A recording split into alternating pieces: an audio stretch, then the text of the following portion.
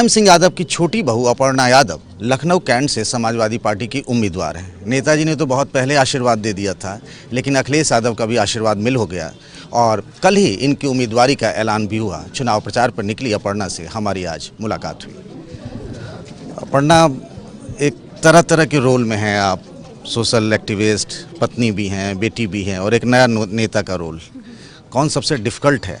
देखिए, महिला के लिए जैसे ही वो पैदा होती है उस पर बहुत सी जिम्मेदारियां अपने आप हो जाती हैं। बेटी जैसे ही घर में आती हैं तो उस पर पहले ही जो है सब लोग वेलकम करते हैं उनको कि लक्ष्मी आई है घर में।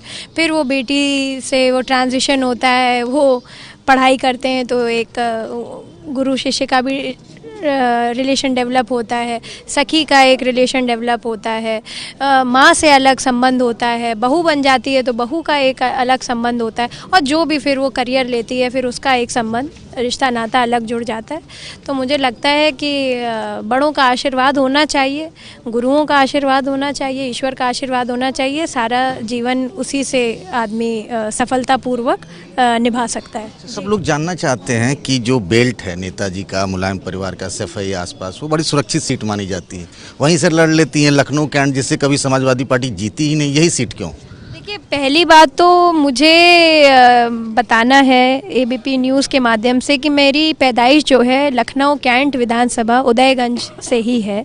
मैं डायमंड डेयरी में ही पैदा हुई और मैं यहीं की पैदाइश हूँ।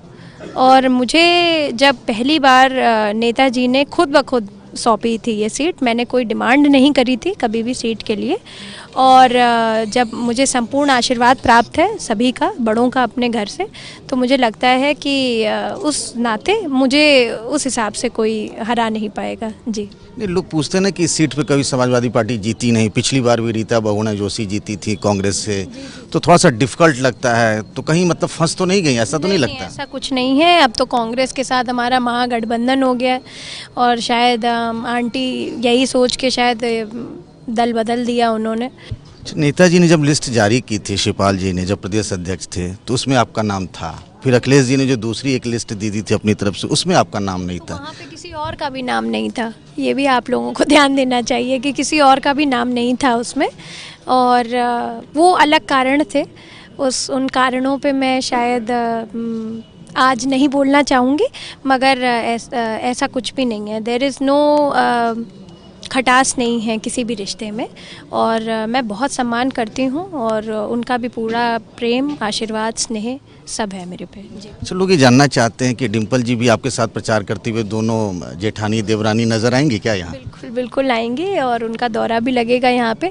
अभी प्रायोरिटी फर्स्ट फेज़ इलेक्शन की है, क्योंकि बहुत देर से जारी हुई, सारी चीज़ें मीडिया के सामने हैं, तो हमारा थर्ड फेज़ में आता है चुनाव, तो वो लोग आएंगे, डेफिनेटली आएंगे। अभी फर्स्ट फेज़ की हमारी पार्टी की रणनीति है कि फर्स्ट फेज़ में जल्द से जल्द हम जो है प्रचार करना शुरू करें, क्योंकि दिन अब बहुत कम हो गए। आपने इतना पेशेंस कैसे रखा? 3 महीने 4 महीने घर में घमासान चल रहा था, रोज़ अखबार खोलती होंगी, टीवी पढ़ती होंगी, वही चीज़ें आती होंगी और अब खामोश रहीं, जबकि आप खामोश रहती नहीं हैं।